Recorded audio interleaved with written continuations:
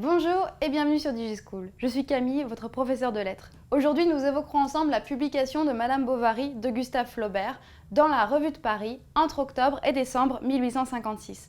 Nous allons particulièrement nous demander pourquoi Flaubert avait-il choisi de faire publier son texte d'abord dans la Revue de Paris avant de le faire paraître sous forme de livre.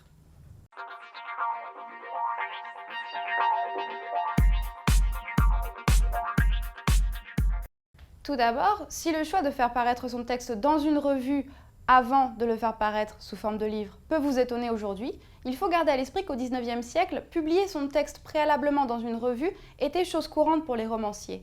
En effet, cela leur permettait tout d'abord de se faire un nom. Rappelez-vous qu'en 1856, Gustave Flaubert a beaucoup écrit mais qu'il n'a encore rien publié. Cela leur permettait également d'avoir un premier retour par le public et par la critique. Au moment où il choisit de faire publier Madame Bovary, Gustave Flaubert a le choix entre plusieurs grands noms de revues parisiennes. Il y a la Revue de Paris, bien sûr, mais également sa concurrente, la Revue des Deux Mondes. Pourquoi Gustave Flaubert choisit-il finalement la Revue de Paris? Si son choix se porte sur la Revue de Paris, c'est tout d'abord car son ami Maxime Ducamp y officie.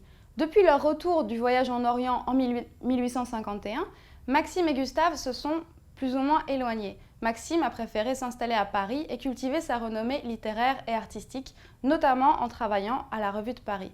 Gustave, quant à lui, s'est isolé à Croissé pour rédiger Madame Bovary. Offrir son texte à Maxime pour qu'il le publie dans la Revue de Paris est une manière pour Gustave de réitérer une démonstration d'amitié envers Maxime. Il publie donc son texte dans la Revue de Paris sous l'égide de Maxime Ducamp, mais également du gérant et rédacteur en chef de la revue, Léon Laurent Pichat, qui se retrouvera à ses côtés sur le banc des accusés lors du procès en janvier 1857. Dans quelles circonstances Flaubert décide-t-il de publier son roman dans la Revue de Paris? Tout d'abord, sachez que le contrat d'édition est signé dès avril 1856, soit un mois avant la date finale de rédaction de Madame Bovary, qu'on estime, selon les brouillons, à mai 1856. Dans un premier abord, l'éditeur et l'auteur se mettent d'accord pour publier le roman en 6 livraisons, c'est-à-dire en 6 feuilletons, 6 épisodes qui correspondent aux 3 grandes parties qu'on a dans le roman tel qu'on le trouve aujourd'hui sous forme de livre.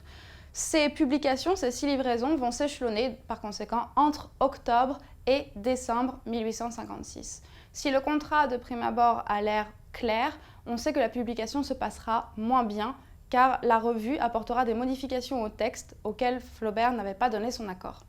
Voilà, c'est tout pour aujourd'hui. Nous espérons que cette vidéo vous aura été utile. N'hésitez pas à consulter d'autres fiches, d'autres vidéos sur le sujet et à très bientôt sur DigiSchool.